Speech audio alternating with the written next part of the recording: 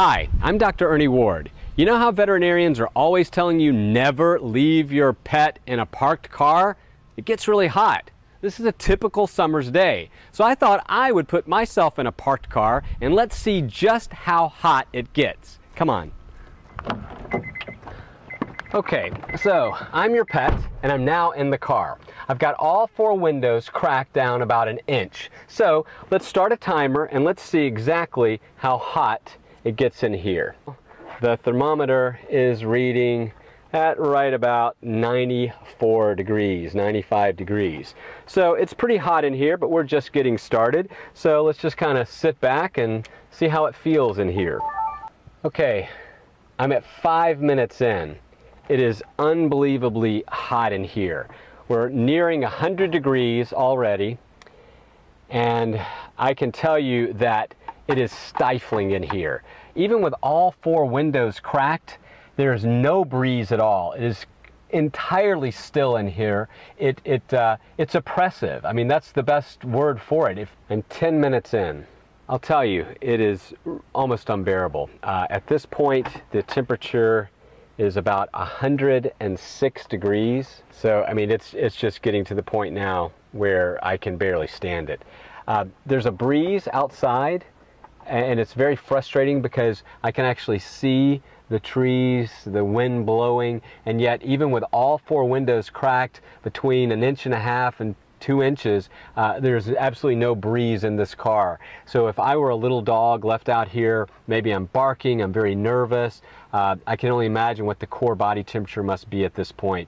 As I mentioned, it's 106 in here at 10 minutes in, and I'm beginning to wonder if this was a very bad idea indeed.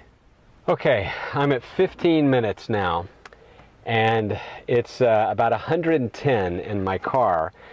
At this point, I would imagine if I were a small dog or a dog that is older, I'm going to be in serious trouble. It's been 20 minutes now at this point, and it is hovering right around 110, 112. It's kind of going back and forth here, depending on when we look at it. But needless to say, it's incredibly hot. 25 minutes. It's now, oh gosh, what is it? 113 degrees. It's awful. The only thought that's going through my head right now is I want out of the car. You know, it's just everything in my body is saying, get out, get out, get out. I can just feel rivulets of sweat just careening down my body. I don't know if you can tell, but I mean, I'm fully drenched now. I have sweat just completely cascading down my face and nose, my lips, and I can do that. A dog can't. A dog can't perspire.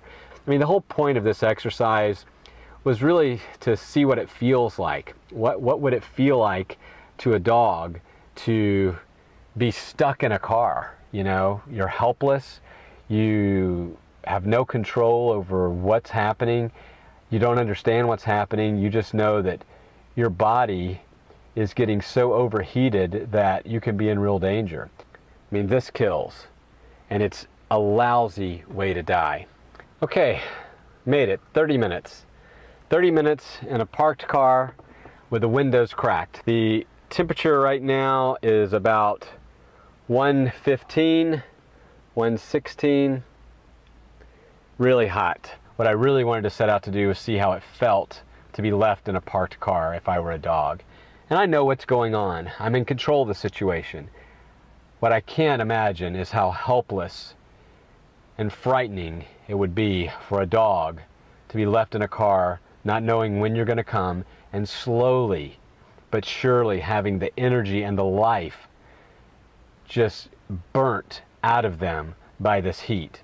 And you can make all the excuses you want. You can say it'll just be for a second. I'm going to leave the windows cracked. It's a breezy day. It's not that hot. But those excuses are meaningless unless you have sat in that car during that same time.